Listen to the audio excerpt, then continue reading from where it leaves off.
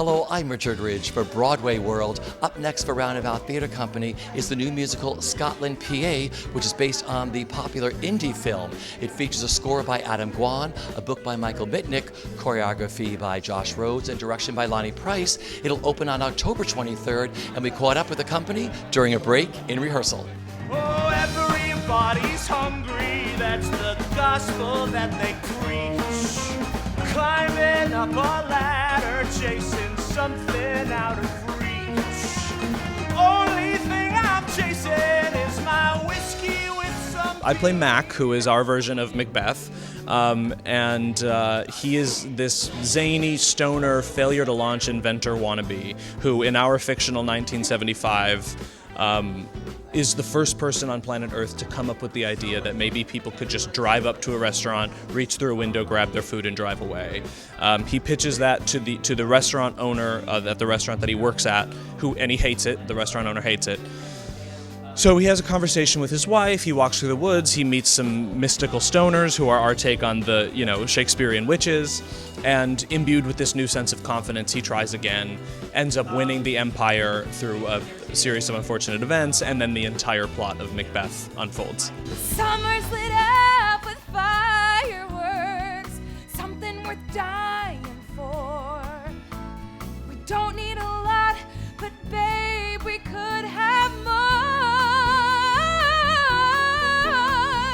You deserve all you dream about. Come on, you know that's true.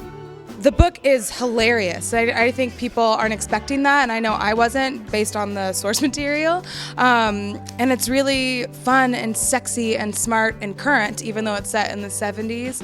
And Adam Gwon just really knows how to write a hit. Every song stands on its own, and I think that's really impressive, especially in a musical. Previews are going great. It's always exciting in a new work because we're changing things during the day and putting them in at night, so it's fun and exciting for us. I know the friends that I've been able to talk to love it. It's not what they expected. It's more life. It's funnier than people think, and it's really exciting and feels very unique to be in this space right now.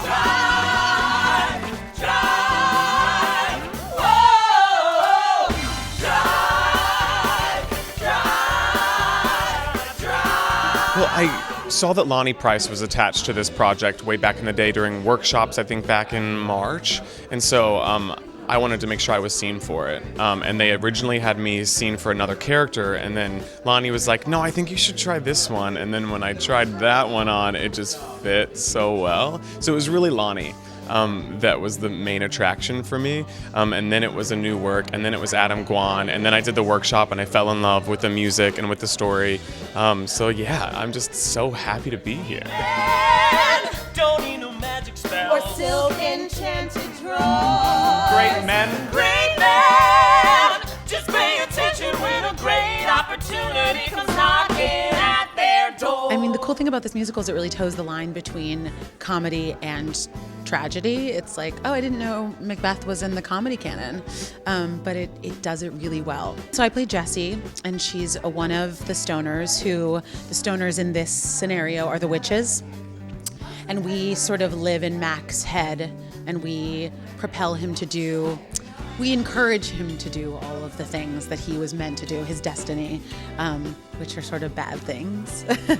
But it's really fun. We get to feign smoke weed the whole show, and we have really cool tight harmonies the whole time, and we do a lot of dancing, and we do every transition, and yeah, it's cool. Brand new date for us on tap. Drive through, putting all of Scotland on the map. Drive through, oh, imagine what our lives could be. Drive through, baby, take the wheel and turn that key. Drive through.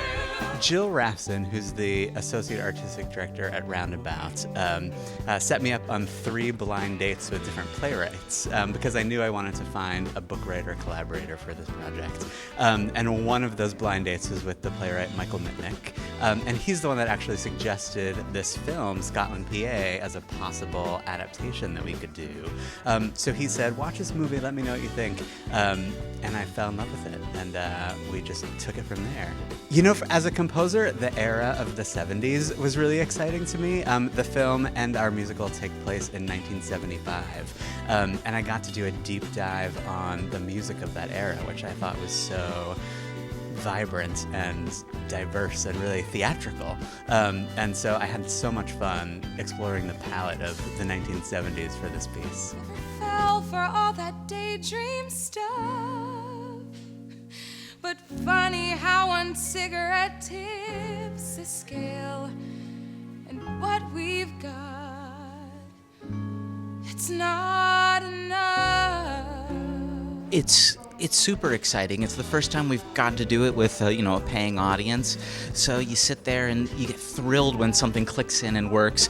And then, if my joke falls flat, then I cringe and feel every millisecond. But the great thing is that the next night I get to sub something in. Adam is an amazing collaborator. His songs achieve so much in moving both plot and character forward. They're clever, they build, they don't ruminate on a single theme the entire time. They're active, and that's what really attracted me to his work. And so the way that we worked is I would write the scenes as regular scenes and overwrite them, and then he would take a chunk and maybe take just a line or maybe nothing or the central idea and then develop them into these amazing songs. So really my job is just to get from dramatic moment to dramatic moment, which are the songs, hopefully with a couple laughs in between. They slave all day and they never slack. They go to war and they don't come back. I've known Adam's music, of course, and Michael Mitnick and I have been, sort of circling each other for years. And I guess Michael called me in, and I had a meeting with them, and I wanted to do it on page 5. I read it, and I just thought, I really want to be involved in this. From the first preview, the audience just took to it. And that's not always, so that all the work we're doing just to sharpen and polish and all of that, we're working in an environment of great positivity. The audience already are saying, yes, we love this. So that's not like you're climbing out of a hole. What we're trying to do is make all of it as good as the rest of it.